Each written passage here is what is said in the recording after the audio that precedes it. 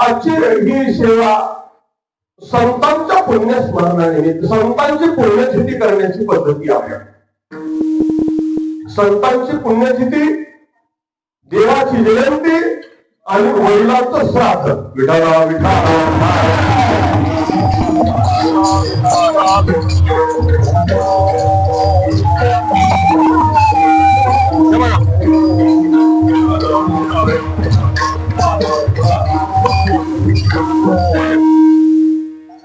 संतांची पुण्यतिथी, देवाची जयंती.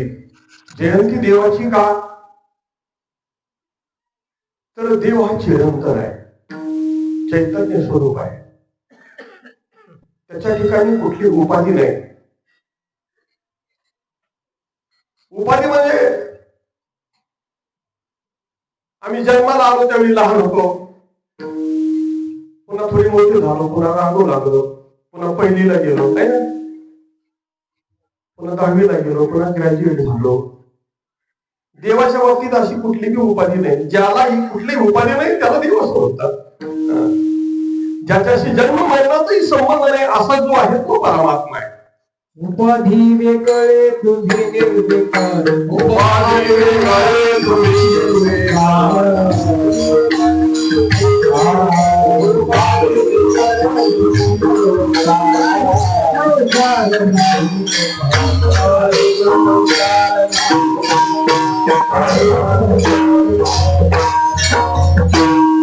उपाधी वेगळे तुम्ही निर्विकार, काहीच संसार तुम्हा नाही. उपाधी ज्याला असते त्याला संसार असतो. संसार म्हणजेच उपाधी आहे. भगवंताला याच्यापैकी एकही उपाधी नाही.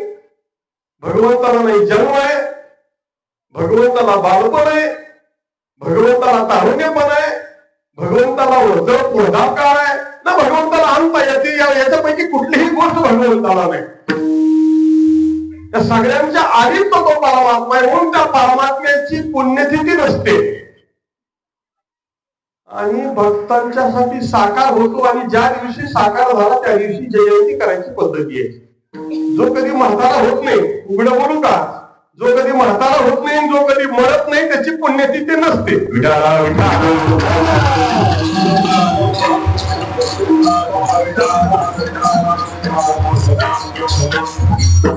संतांची पुण्यतिथी. संत येतात, आपलं कार्य ऐकल्यापर्यंत करतात आणि कार्य संपलं की निघून जातात, थांबत नाही. जीवाला त्याच्या कर्मानं यावं लागतं. त्याला जन्म कर्मानं भोगावे लागतात. आगा कर्मी जै उरावे तैतिही सुख दुःखी फळावे, तयाते भोगावया यावे देहाविका. कर्म उरलं की जीवाला देह धारण करावा लागतो आणि पुन्हा यावं लागतं. जीवाचा संबंध आहे. जीव बंधनात सापडलेला आहे. त्याला पुनरपि जननम पुनरपि मरणम पुनरपि जननी जननी शयनम हा त्याच्या मागे संसार लागलेला आहे. देव त्याला या संसाराचा संबंध नाही. आणि संतांना संसाराचा संबंध आहे तो भगवंताच्या भक्तीपुरता. विठाला विठाला.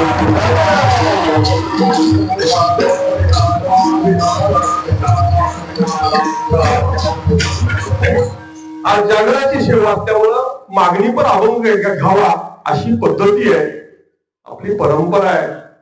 आणि म्हणून आपण मागणी पण अभंग घेतलेला आहे. पण तुम्ही म्हणत असाल आतापर्यंत असा अभंग कोणी घेतला नाही, तुम्ही काय घेतला, असाही कोणाच्या मनामध्ये शंका निर्माण येईल. हा अभंग असा सामान्य अवस्थेतला नाही, हा अभंग अतिउच्च अवस्थेमध्ये आल्यानंतर महाराजांनी वर्णन केलेला अभंग आहे. जगद्गुरु तुकाराम महाराजांचं जीवन हे अलौकिक अशा प्रकारचं जीवन होतं.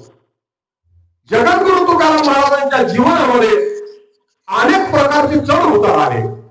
जगद्गुरु तुकाराम महाराजांचं जीवन अगोदर समृद्ध होतं.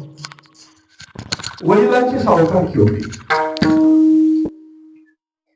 खूप मोठी गडगंज संपत्ती होती, खूप मोठा व्यापार होता, खूप मोठी शेती होती, त्यांच्याकडे भरपूर असे नोकर चाकर होते.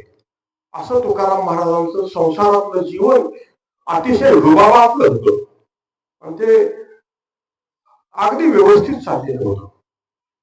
तुकाराम महाराज जन्मजन्मी परमार्थ केलेले, पण या अवतारामध्ये त्यांना संसाराची सुद्धा झळ लागली नाही अशी अवस्था त्यांच्या जीवनातली होती.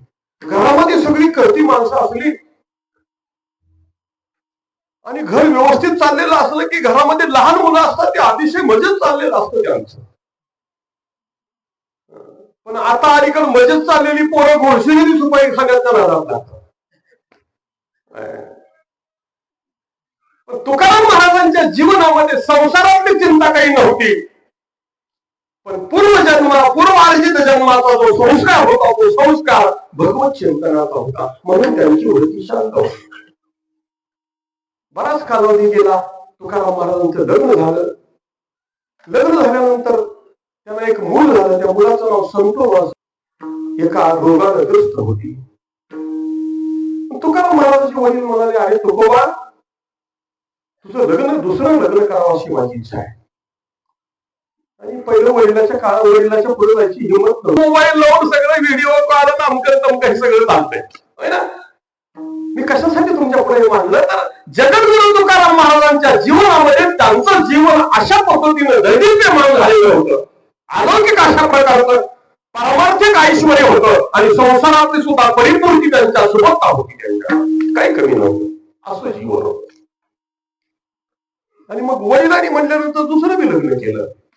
दुसरं लग्न एका खूप मोठा गुळवे सावकार होते पुण्याचे, त्यांची मुलगी केली. आणि मग तुकाराम महाराजांचं मस्त चालू लागलेलं. आणि असं करता करता काही दिवसानंतर एक दिवस वडली गेली. तिघजण भाऊ होते. थोरले सावजी, मधले तुकाराम महाराज आणि धाकटे कारोबार आहे. तिघ भाऊ अतिशय मजेत चाललेलं सगळं. पण त्या अचानक वडील आजारी पडले आणि वडील वारले. वडील गेले, बाप गेला न कळता, नव्हती संसाराची चिंता. अचानक वडील गेले, खूप मोठा दुःखाचा डोंगर कोसळला. थोरले भाऊ सावजी हे अगोदरच संसारावर उदास होते. त्यांची वृत्ती कशी होती, भक्त ऐसे झाला